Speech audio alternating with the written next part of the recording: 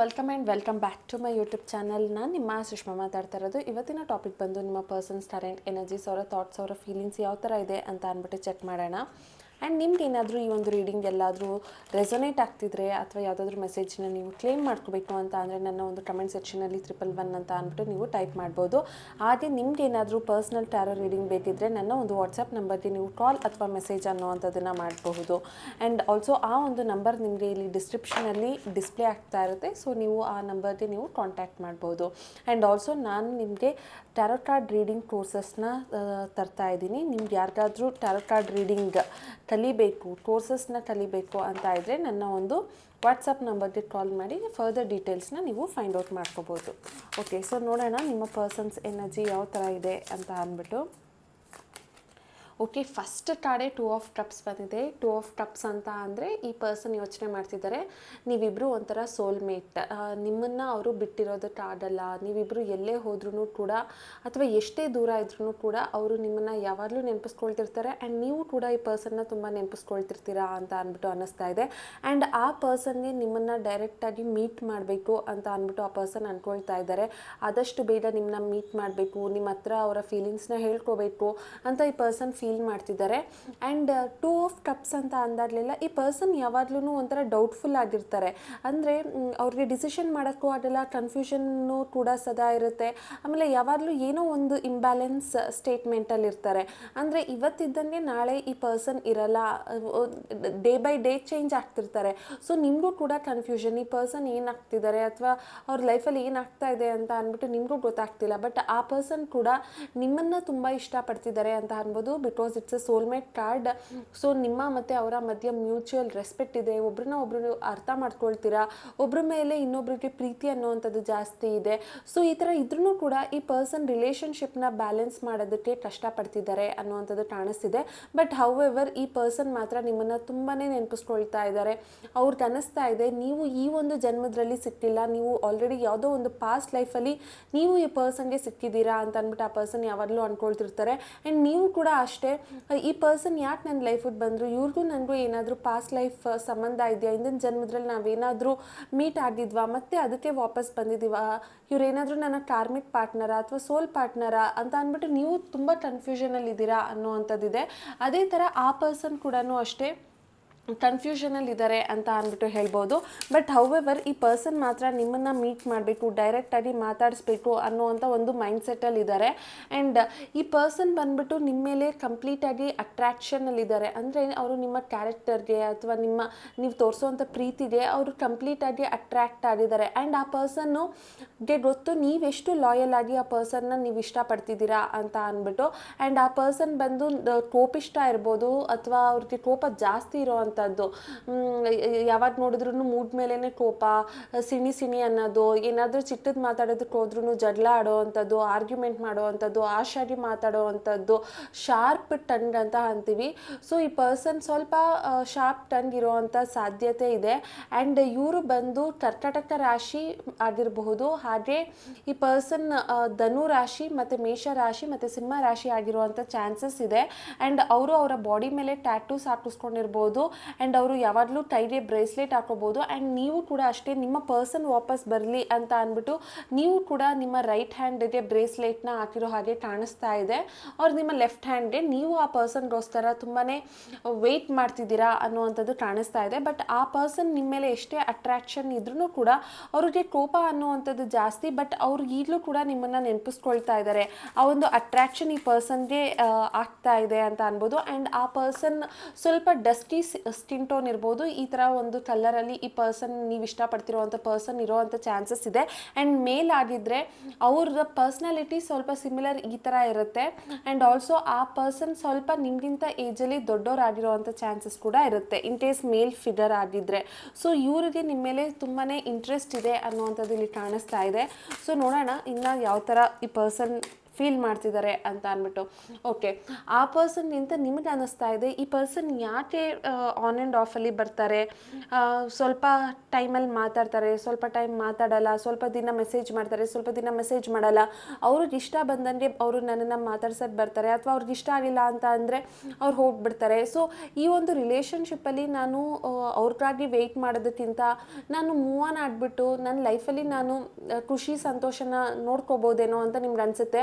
But ಮೇಲ್ನೋಟಕ್ಕೆ ಮಾತ್ರ ನೀವು ಮೂವ್ ಆನ್ ಆಗಬೇಕು ಅಂತ ಅಂದ್ಕೊಳ್ತಿರ್ತೀರ. ಬಟ್ ಸ್ಟಿಲ್ ನೀವು ಈ ಪರ್ಸನ್ಗೋಸ್ಕರ ಅವ್ರನ್ನ ಮಿಸ್ ಮಾಡ್ಕೊಳ್ಳೋದು, ಅವ್ರಿಗೋಸ್ಕರ ನೀವು ವೆಯ್ಟ್ ಮಾಡೋದು, ಈ ಥರ ಮಾಡ್ತೀರಾ. ಅಂದರೆ ನೀವು ನಿಮ್ಮ ಫ್ರೆಂಡ್ಸ್ ಫ್ಯಾಮಿಲಿ ಸರ್ಕಲ್ಸ್ಗೆ ನೀವು ತುಂಬ ಪಾಸಿಟಿವ್ ಆಗಿ ಕಾಣಿಸ್ಬೋದು. ಓಕೆ, ಲೈಫಲ್ಲಿ ಎಲ್ಲ ಚೆನ್ನಾಗಿದೆ, ಖುಷಿಯಾಗಿದ್ದಾರೆ, ನೆಮ್ಮದಿಯಾಗಿದ್ದಾರೆ ಅಂತ.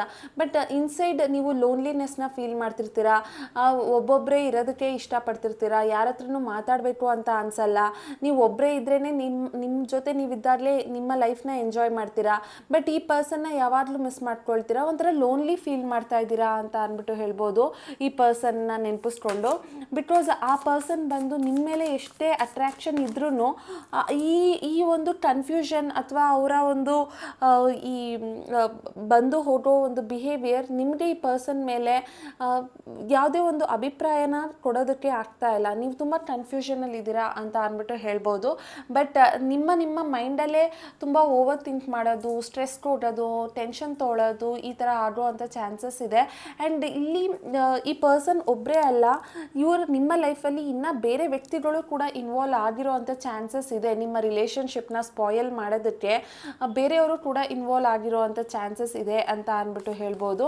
ಸೊ ಈ ಪರ್ಸನ್ ಬಂದ್ಬಿಟ್ಟು ನಿಮ್ಮನ್ನು ಎಷ್ಟೇ ಇಷ್ಟಪಟ್ಟರು ಕೂಡ ಇಲ್ಲಿ ಅವ್ರಿಗಿಂತ ಹೆಚ್ಚಾಗಿ ಇನ್ನೊಂದು ಯಾವುದೋ ಒಂದು ವ್ಯಕ್ತಿ ನಿಮ್ಮ ಲೈಫಲ್ಲಿ ಇನ್ನೂ ತುಂಬ ಬೇಗ ಡಿಸ್ಟರ್ಬ್ ಮಾಡೋ ಅಂಥ ವ್ಯಕ್ತಿ ಇರ್ಬೋದು ಅಂತ ಅಂದ್ಬಿಟ್ಟು ಅನ್ನಿಸ್ತಾ ಇದೆ. And 9 of wand is a waiting energy. ನೀವು ವೆಯ್ಟ್ ಮಾಡ್ತಿದ್ದೀರಾ, ಅವರು ಕೂಡ ಅಷ್ಟೇ ನಿಮ್ಮ ಹತ್ರ ಬರಬೇಕು ಅಂತ ಅಂದ್ಬಿಟ್ಟು ವೆಯ್ಟ್ ಮಾಡ್ತಿದ್ದಾರೆ. ನಿಮಗೂ ಸಾಕಾಗಿದೆ ಈ ಒಂದು ರಿಲೇಷನ್ಶಿಪ್ಪಲ್ಲಿ ವೆಯ್ಟ್ ಮಾಡಿ, ಈ ವ್ಯಕ್ತಿ ಬರ್ತಾರೆ, ಚೇಂಜ್ ಆಗ್ತಾರೆ, ನಾನು ಕೂಡ ಈ ವ್ಯಕ್ತಿ ಜೊತೆ ಇರ್ಬೋದು, ನಮ್ಮಿಬ್ಬರ ಮಧ್ಯೆ ರಿಲೇಷನ್ಶಿಪ್ ಅನ್ನುವಂಥದ್ದು ಚೆನ್ನಾಗಿ ಆಡುತ್ತೆ ಅಂತ ಅಂದ್ಬಿಟ್ಟು ನೀವು ಕೂಡ ಈ ಪರ್ಸನ್ಗೋಸ್ಕರ ವೆಯ್ಟ್ ಮಾಡ್ತಿದ್ದೀರಾ ಅನಿಸುತ್ತೆ. ಆದರೆ ಕೆಲವೊಂದು ಸರಿ ನಿಮಗೂ ಕೂಡ ಅಷ್ಟೇ ಇಷ್ಟೆಲ್ಲ ಗೊತ್ತಿರೋ ಅಂಥ ವ್ಯಕ್ತಿಗೆ ಒಂದು ಡಿಸಿಷನ್ ತೊಗೊಳೋದಕ್ಕೆ ಆಗಲ್ವಾ, ಇವ್ರೇನಾದರೂ ನನ್ನನ್ನು ಚೀಟ್ ಮಾಡ್ತಿದ್ದಾರಾ, ಇವ್ರು ಬೇಕು ಅಂತಲೇ ಈ ಥರ ಬಿಹೇವ್ ಮಾಡ್ತಿದ್ದಾರಾ ಅಂತ ನಿಮಗೂ ಕೂಡ ಎಷ್ಟೊಂದು ಸರಿ ಅನಿಸುತ್ತೆ. ನಿಮಗೂ ಫ್ರಸ್ಟ್ರೇಷನ್ ಆಗಿದೆ, ನೀವು ಈ ಪರ್ಸನ್ನಿಂದ ಟಯರ್ಡ್ ಆಗಿದ್ದೀರಾ, ನೀವು ಕಂಪ್ಲೀಟ್ಲಿ ಎಕ್ಸಾಸ್ಟ್ ಆಗೋಗ್ಬಿಟ್ಟಿದ್ದೀರಾ ಅನ್ನೋವಂಥದ್ದು ಇಲ್ಲಿ ಕಾಣಿಸ್ತಾ ಇದೆ. ಈ ಪರ್ಸನ್ ಇಂಟೆನ್ಷನಲಿ ಅವರು ನಿಮ್ಮ ಹತ್ರ ಬರ್ತಾ ಇಲ್ವಾ, ಅಥವಾ ಅವ್ರು ಏನಾದರೂ ಮೋಸ ಮಾಡ್ತಿದ್ದಾರಾ ಅಂತ ನೀವು ಅಂದ್ಕೊಳ್ತಾ ಇದ್ದೀರಾ. ಸೊ ನಿಮಗೆ ಕೆಲವೊಂದು ಡೌಟ್ಸ್ ನಿಮಗೂ ಇದೆ, ಈ ಪರ್ಸನ್ ಎಲ್ಲೋ ಚೀಟ್ ಮಾಡ್ತಿರ್ಬೇಕು, ಇವರು ಬೇಕು ಅಂತಲೇ ಈ ಪರ್ಸನ್ ನನ್ನ ಹತ್ರ ಬರ್ತಾ ಇಲ್ಲ ಅನ್ನೋವಂಥದ್ದು. ಬಟ್ ಆ ಪರ್ಸನ್ ನೋಡಿದ್ರೆ ಅವ್ರಿಗೆ ನೀವೇ ಪ್ರಪಂಚ, ನಿಮ್ಮ ಒಂದು ಖುಷಿ ಸಂತೋಷದ್ರಲ್ಲೇ ಅವರು ಯಾವಾಗಲೂ ಮುಳುಗಿರ್ತಾರೆ. ಅವರೇನು ಆಪರ್ಚುನಿಟಿಸ್ಟ್ ಅಂತ ಏನಲ್ಲ, ಅಂದರೆ ಅವರು ಬೇಕು ಅಂದಾಗ ಬರಬೇಕು ಅಥವಾ ಬೇಡ ಅಂತ ಇದ್ದಾಗ ಹೋಗಬೇಕು, ಆ ಥರ ಒಂದು ಮೈಂಡ್ಸೆಟ್ ಇಲ್ಲ ಈ ಪರ್ಸನ್ಗೆ. ಬಟ್ ಅವ್ರಿಗೆ ಯಾವಾಗ ಲೋನ್ಲಿನೆಸ್ ಅನಿಸುತ್ತೆ, ಅವ್ರನ್ನ ಯಾರೂ ಪ್ರೀತಿಸ್ತಿಲ್ಲ ಅಂತ ಅನಿಸ್ದಾಗ ಈ ಪರ್ಸನ್ ನಿಮ್ಮ ಹತ್ರ ಬಂದು ಇಂಟ್ರ್ಯಾಕ್ಟ್ ಮಾಡಬೇಕು ಅಂತ ಅಂದ್ಕೊಳ್ತಾರೆ. ಅವರು ಕೂಡ ಅಷ್ಟೇ ಪ್ಲ್ಯಾನ್ ಮಾಡ್ತಾ ಇದ್ದಾರೆ, ನಿಮ್ಮ ಜೊತೆ ಮಾತಾಡಬೇಕು, ನಿಮ್ಮನ್ನು ಮೀಟ್ ಮಾಡಬೇಕು, ಅಥವಾ ಎಲ್ಲಾದರೂ ಹೊರಗಡೆ ಹೋಗಬೇಕು, ಟ್ರಾವೆಲ್ ಮಾಡಬೇಕು, ನೀವಿಬ್ಬರು ಮತ್ತೆ ರಿಲೇಷನ್ಶಿಪ್ಪನ್ನ ಕಂಟಿನ್ಯೂ ಮಾಡಬೇಕು ಅಂತ ಅಂದ್ಬಿಟ್ಟು ಈ ಪರ್ಸನ್ ಅಂದ್ಕೊಳ್ತಿದ್ದಾರೆ ಅಂತ ಅಂದ್ಬಿಟ್ಟು ಹೇಳ್ಬೋದು. ಯಾಕಂದರೆ ಆ ಪರ್ಸನ್ಗೆ ನೀವೇ ಅವರ ಪ್ರಪಂಚ ಆಗಿದ್ದೀರಾ. ನಿಮ್ಮನ್ನು ಬಿಟ್ಟು ಅವರು ಬೇರೆ ಯಾವ ವ್ಯಕ್ತಿನೂ ಕೂಡ ನಿಮ್ಮಷ್ಟು ಪ್ರೀತಿಸೋದಕ್ಕೆ ಆಗಲ್ಲ, ಯಾಕೆಂದರೆ ಆ ಪರ್ಸನ್ ನಿಮ್ಮನ್ನು ಅಷ್ಟು ಹಚ್ಕೊಂಡಿದ್ದಾರೆ ಅಂತ ಅಂದ್ಬಿಟ್ಟು ಹೇಳ್ಬೋದು.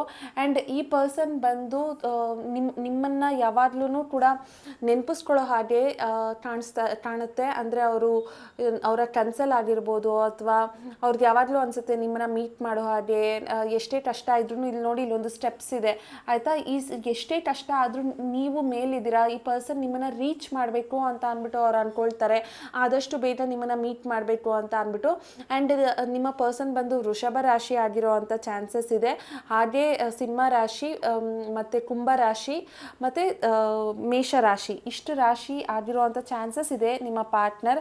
ಬಟ್ ಅವರು ನೀವೆಷ್ಟೇ ದೂರದ್ರಲ್ಲಿದ್ರೂ ನಿಮ್ಮನ್ನು ಕಾಂಟ್ಯಾಕ್ಟ್ ಮಾಡಬೇಕು, ನಿಮ್ಮ ಹತ್ರ ಮಾತಾಡಬೇಕು ಅಂತ ಅವ್ರಿಗೆ ಅನಿಸುತ್ತೆ. ಬಟ್ ಎಷ್ಟೇ ಇದ್ರೂ ಆ ಪರ್ಸನ್ ಒಂದು ಕನ್ಫ್ಯೂಷನ್ ಇದೆ, ಡಿಸಿಷನ್ ಮಾಡೋದಕ್ಕೆ ಆಗ್ತಿಲ್ಲ ಅಂತ ಅಂದ್ಬಿಟ್ಟು ಹೇಳ್ಬೋದು.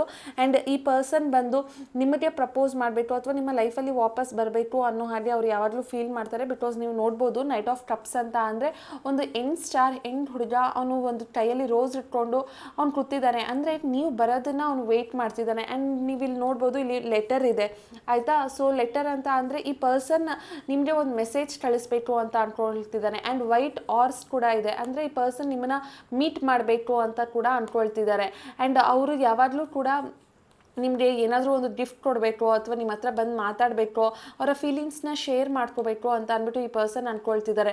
ಅವರ ಜೀವನದಲ್ಲಿ ಎಷ್ಟೇ ಕಷ್ಟ ಆಗಿದ್ರೂ ಕೂಡ ಅದನ್ನೆಲ್ಲ ಅವರು ದೂರ ಮಾಡಿಕೊಂಡು ಅವರು ನಿಮ್ಮನ್ನು ಮೀಟ್ ಮಾಡಬೇಕು ಅಂತ ಅಂದ್ಬಿಟ್ಟು ಆ ಪರ್ಸನ್ ಅಂದ್ಕೊಳ್ತಿದ್ದಾರೆ ಅಂತ ಅಂದ್ಬಿಟ್ಟು ಅನ್ನಿಸ್ತಾ ಇದೆ.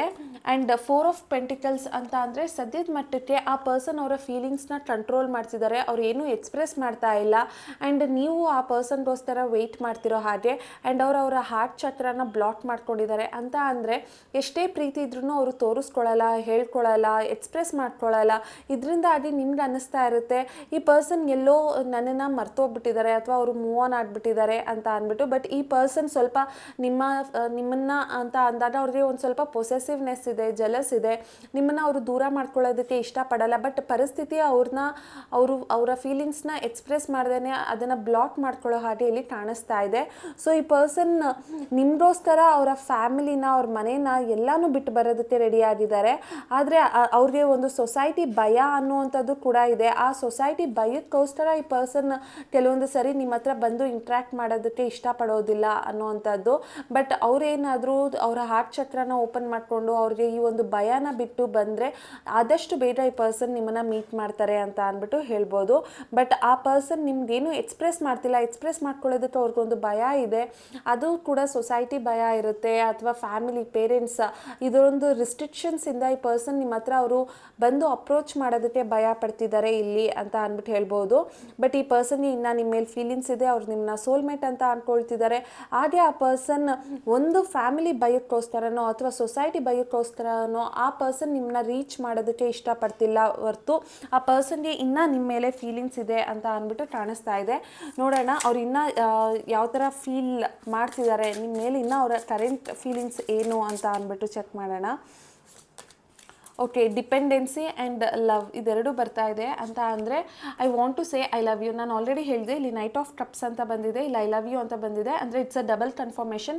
ಈ ಪರ್ಸನ್ಗೆ ನಿಮ್ಮ ಮೇಲೆ ಇನ್ನೂ ಇಷ್ಟ ಇದೆ ಅಂತ ಅಂದ್ಬಿಟ್ಟು. ಆ್ಯಂಡ್ ಇಲ್ಲಿ ನೋಡಬೇಕು ಅಂತ ಅಂದರೆ ಈ ಪರ್ಸನ್ ಹೆಸರು ಸ್ಟಾರ್ಟಿಂಗ್ ಲೆಟರ್ ಬಂದು HDNCAMSVP ಇಷ್ಟು ಆಗಿರುತ್ತೆ. ಆ ಪರ್ಸನ್ಗೆ ನಿಮ್ಮ ಮೇಲೆ ಒಂದು ಲವ್ ಅನ್ನೋವಂಥದ್ದಿದೆ. ಅವ್ರಿನ್ನ ನಿಮ್ಮನ್ನು ಪ್ರೀತಿಸ್ತಾ ಇದ್ದಾರೆ. ಅವ್ರು ನಿಮಗೆ ಐ ಲವ್ ಯು ಅಂತ ಹೇಳಬೇಕು ಅಂತ ಅಂದ್ಕೊಳ್ತಿದ್ದಾರೆ. ಅವರ ಮನಸ್ಸಲ್ಲಿ ನಿಮ್ಮನ್ನು ಬಿಟ್ಟು ಇನ್ಯಾರೂ ಇಲ್ಲ, ಆ ಒಂದು ಮನಸ್ಸು ನಿಮ್ಗೆ ಆಲ್ರೆಡಿ ಕೊಟ್ಟಾಗಿದೆ ಅಂತ ಅಂದ್ಬಿಟ್ಟು ಈ ಪರ್ಸನ್ ಫೀಲ್ ಮಾಡ್ತಾ ಇದ್ದಾರೆ. ಅವ್ರಿಗೆ ನಿಮ್ಮ ಮೇಲೆ ಒಂದು ಡಿಪೆಂಡೆನ್ಸಿ ಅನ್ನೋವಂಥದ್ದಿದೆ. ಅಂದರೆ ಈ ಪರ್ಸನ್ ನಿಮಗೆ ಒಂಥರ ಅಡಿಕ್ಟ್ ಆಗೋಗಿದ್ದಾರೆ. ಅವರು ನಿಮ್ಮ ಬಗ್ಗೆ ಯೋಚನೆ ಮಾಡದೇ ಇರೋ ದಿನಾನೇ ಇಲ್ಲ. ಅವ್ರು ಯಾವಾಗಲೂ ನಿಮ್ಮನ್ನು ಮಿಸ್ ಮಾಡ್ಕೊಳ್ತಾ ಇರ್ತಾರೆ, ನಿಮ್ಮನ್ನು ಪ್ರೀತಿಸ್ತಿರ್ತಾರೆ. ಎಷ್ಟೇ ದೂರ ಇರಿ, ಈ ಪರ್ಸನ್ ನಿಮ್ಮನ್ನು ಇನ್ನೂ ಲವ್ ಮಾಡ್ತಿದ್ದಾರೆ ಅನ್ನೋವಂಥದ್ದು ಇಲ್ಲಿ ಕಾಣಿಸ್ತಾ ಇದೆ. ಸೊ ಅವರು ಮೇಲ್ಗಡೆ ನೋಟಕ್ಕೆ ಮಾತ್ರ ಅವರು ಹೇಳ್ಕೊಳ್ದೇ ಇರ್ಬೋದು, ಬಟ್ ಇನ್ ಡೆಪ್ತ್ ಈ ಪರ್ಸನ್ ನಿಮ್ಮನ್ನು ಇನ್ನೂ ಇಷ್ಟಪಡ್ತಾ ಇದ್ದಾರೆ ಅಂತ ಅಂದ್ಬಿಟ್ಟು ಇಲ್ಲಿ ಕಾಣಿಸ್ತಾ ಇರೋವಂಥದ್ದು. ಆ್ಯಂಡ್ ನಿಮ್ಗೆ ಏನಾದರೂ ನಿಮ್ಮ ಒಂದು ರಿಲೇಷನ್ಶಿಪ್ನ ಸರಿ ಮಾಡ್ಕೋಬೇಕು ಅಂತ ಅಂದರೆ ನೀವು ಈ ಒಂದು ರೋಸ್ ಕ್ವಾರ್ಟ್ಸ್ ಬ್ರೇಸ್ಲೆಟ್ನ ವೇರ್ ಮಾಡ್ಬೋದು. ಇದರ ವ್ಯಾಲ್ಯೂ ಬಂದು 650 ರೂಪೀಸ್ ಆಗುತ್ತೆ. ಇದು ರಿಲೇಷನ್ಶಿಪ್ಪಲ್ಲಿರೋ ಮಿಸ್ಅಂಡರ್ಸ್ಟ್ಯಾಂಡಿಂಗ್ ಅಥವಾ ಮಿಸ್ಕಮ್ಯುನಿಕೇಷನ್ ಅಥವಾ ಏನಾದರೂ ಪ್ರಾಬ್ಲಮ್ ಇದ್ದರೆ, ಇಬ್ಬರ ಮಧ್ಯೆ ಒಂದು ಕ್ಲಾರಿಟಿ ಇಲ್ಲ ಅಥವಾ ಏನೋ ಡೌಟ್ ಇದೆ, ಕನ್ಫ್ಯೂಷನ್ ಇದೆ ಅಂದರೆ ಇದು ನಿಮ್ಮ ಪರ್ಸನ್ಗೆ ಒಂದು ಕ್ಲಾರಿಟಿ, ಡೌಟ್ ಅನ್ನುವಂಥದ್ದು ಕೊಡುತ್ತೆ. ಡೌಟನ್ನು ರಿಸಾಲ್ವ್ ಮಾಡುತ್ತೆ. ಹಾಗೆ ನಿಮಗೂ ಕೂಡ ಅಷ್ಟೇ ನಿಮ್ಮ ರಿಲೇಷನ್ಶಿಪ್ ಇದು ಸರಿನಾ ತಪ್ಪಾ ಅಂತ ಒಂದು ಕ್ಲಾರಿಟಿ ಸಿಗೋ ಹಾಗೆ ಈ ಒಂದು ಬ್ರೇಸ್ಲೆಟ್ ಮಾಡುತ್ತೆ. ಆ್ಯಂಡ್ ಆಲ್ಸೋ ಇದು ಮನಿ ಅಟ್ರಾಕ್ಷನ್ ಬ್ರೇಸ್ಲೆಟ್. ನಿಮ್ಮ ಒಂದು ಕೆರಿಯರ್ ಗ್ರೋತ್ ಅಥವಾ ಮನಿ ಅಟ್ರಾಕ್ಷನ್ ಆಗ್ತಿಲ್ಲ ಅಥವಾ ಬಿಸ್ನೆಸ್ಸಲ್ಲಿ ಪ್ರಾಬ್ಲಮ್ ಅಥವಾ ನಿಮಗೆ ಏನೋ ಒಂದು ಸಾಲ ಕೊಟ್ಟಿರೋದು ಅಮೌಂಟ್ ವಾಪಸ್ ಬರ್ತಿಲ್ಲ ಅಂತ ಅಂದರೆ ನೀವು ಈ ಒಂದು ಮನಿ ಅಟ್ರಾಕ್ಷನ್ ಬ್ರೇಸ್ಲೆಟ್ನ ಹಾಕೋಬೋದು. ಸೊ ಇದರ ವ್ಯಾಲ್ಯೂ ಬಂದು 750 ಆಗುತ್ತೆ. ನಿಮ್ಗೆ ಏನಾದರೂ ಈ 2 ಬ್ರೇಸ್ಲೆಟ್ ಬೇಕು ಅಂತ ಅಂದರೆ ನನ್ನ ಒಂದು ವಾಟ್ಸಪ್ ನಂಬರ್ಗೆ ನೀವು ಮೆಸೇಜ್ ಮಾಡಿ ಈ ಒಂದು ಬ್ರೇಸ್ಲೆಟ್ನ ನೀವು ಬುಕ್ ಮಾಡಿಕೊಂಡ್ರೆ ನಾನು ನಿಮಗೆ ಕೊರಿಯರ್ ಅನ್ನೋವಂಥದ್ದನ್ನು ಮಾಡ್ತೀನಿ. Thank you.